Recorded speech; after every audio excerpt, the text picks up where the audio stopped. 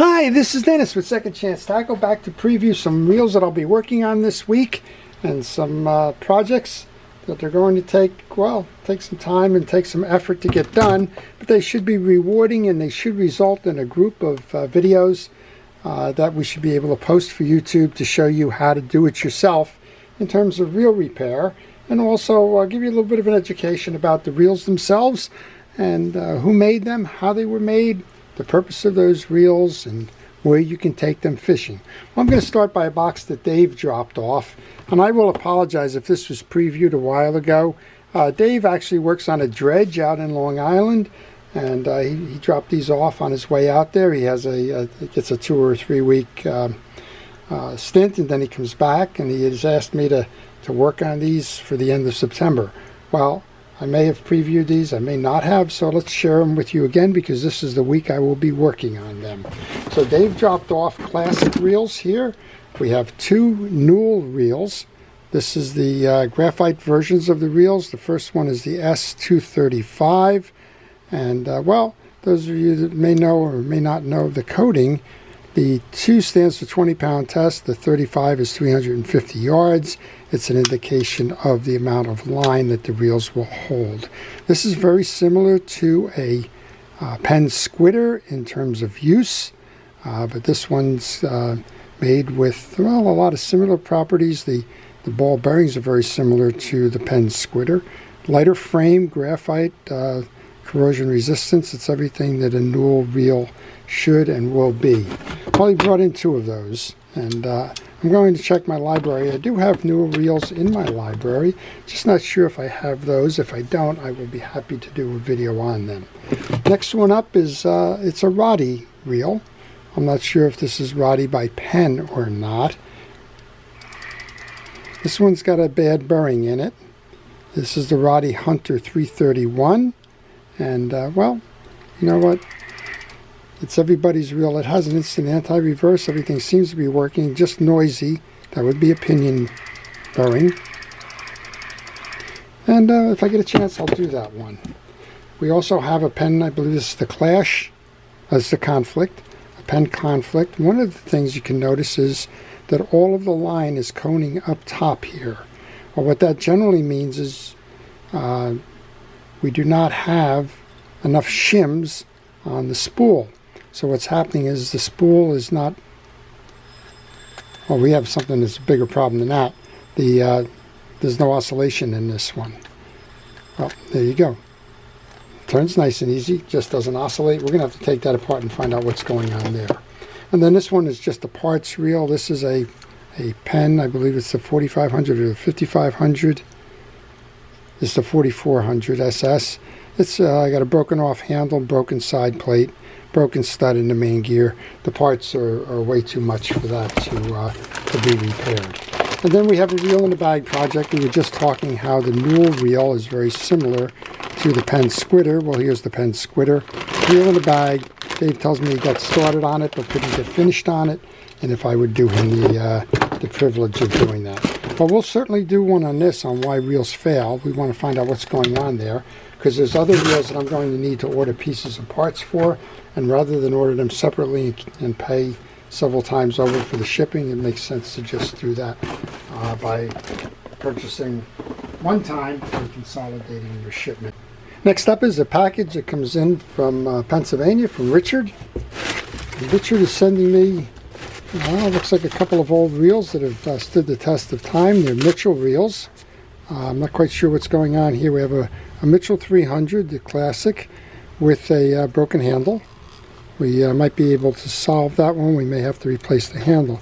This is a handle screw that holds the plastic knob in place, and looks like it can screw out. So we might be able to just find that plastic knob, and otherwise the reel seems to be doing what it should be doing. This is a later version Mitchell. I think it's the Mitchell Pro. It's the 300X. It's actually a nice reel. I believe this is the one that has the oscillation worm drive gear. Not quite sure. I'm going to check it out. If I don't have a video on this one, I will do that one for sure.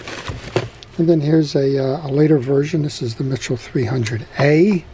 This is may or may not have been made in France. They made a transition. This is a French-made one. The later editions of this one were made in Taiwan. So we'll certainly get on top of that one. That one's for Rick in Pennsylvania. And for sure we'll try and do that 300A Pro.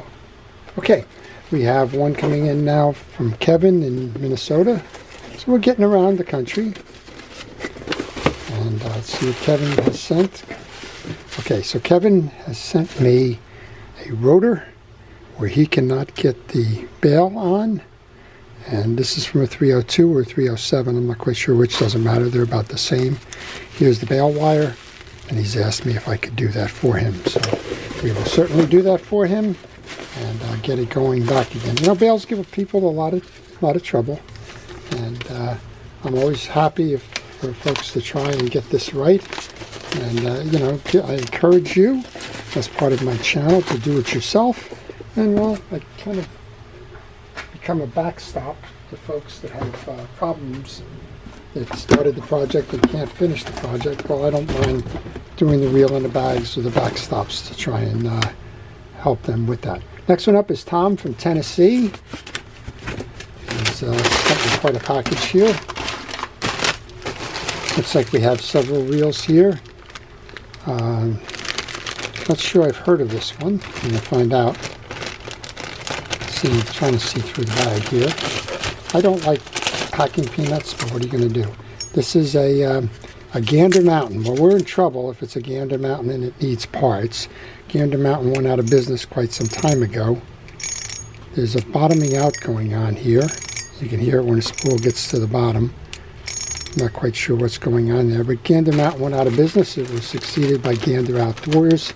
They no longer service these. Gander Mountain's been out of business about 5 or 6 years now. So if the part is needed, we're in trouble with that one. Second one up appears to be a Quantum. I think this might be the Quantum Iron.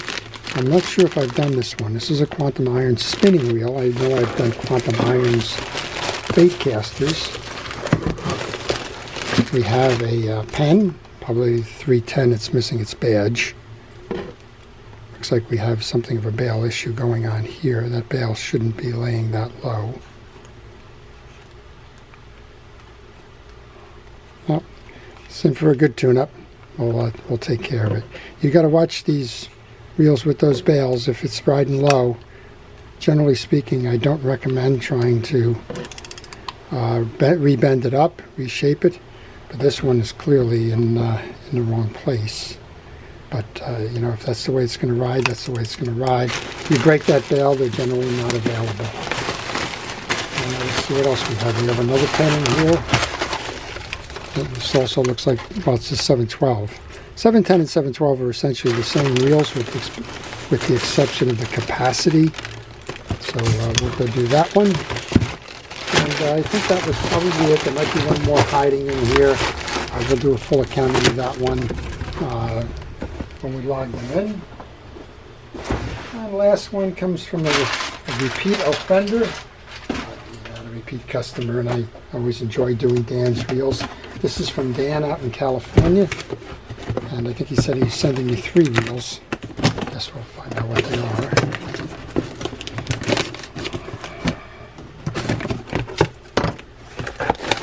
Okay, these are pen reels.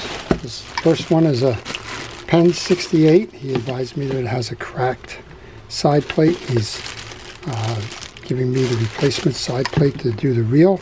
This has got a not uncommon problem with the pen reels. It's got a lot of greening going on. We'll be able to get the greening off. It may take some of the chrome finish off of these, but there's a couple of ways to do that. One of these is I start with like a Flitz pre-cleaner. That usually does a good job of removing some of this. You can also take the spool out, soak it in a vinegar situation. Vinegar is a mild acid. That can do it. You can use a chrome polish that'll and some steel wool that'll also take it off. Let's see, 68. Looks like we have a possible reel in the bag project here, or at least a reel in pieces. This is a Pen Squitter. It's the model 140. And the last one up is, well, it's a pretty big one. These are very popular reels. They're still in demand. They're very nice reels. It's the Shimano Triton Lever Drag 25. This one seems to be working fine. I'll check Dan's notes. But I think we'll be okay with that. And we'll be able to include some of those, maybe the cleaning on that 68 as a video. So those are the ones from Dan. Let's keep moving on. Okay, the next one comes in from Rick. He's from Baltimore, Maryland. And let's see if I can figure out how to open up a box. I certainly know how to repair them. Opening them up is always an interesting thing. Looks like it comes out of the top here.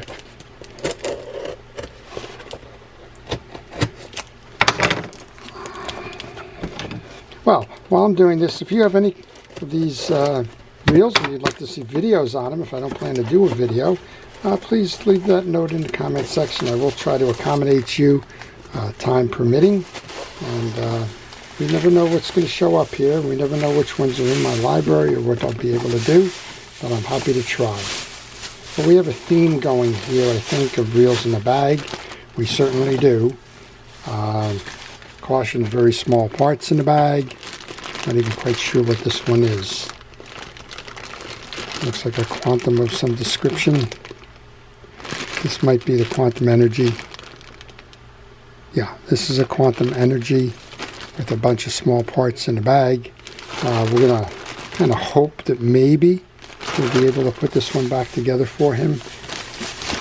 Quantum Energies, I believe, use a worm gear drive oscillation system, and that can always get tricky, and it can always be difficult once you get started and start taking parts off to try and figure out how to put it back together again.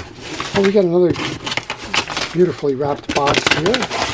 This one comes in from South Carolina, and just waiting like everybody else is to see what the results of this will be. South Carolina's got beautiful fishing areas throughout the state, and I've recently got a lot in from the ocean side, the Charleston area, Flagler Beach, places like that. Let's see what we have here. We have two reels. They seem to be ocean reels, so let's open them up. It's hard for me to kind of guess what they are in between here, but they are well packed, and I appreciate that. It's better than the little envelope that says caution, lots of small pieces and parts. I'm not having much luck with this, and I don't have the hand straight break that tape. So we'll give it one more shot here.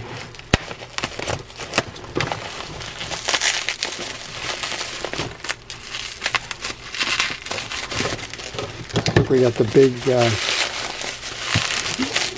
Penn, probably the 335 or the 445 lever drag GS series. That's the 45. We have the Penn GT45 lever drag reel, and we'll think maybe that we got two of them. Wow, that's certainly a nice job packing.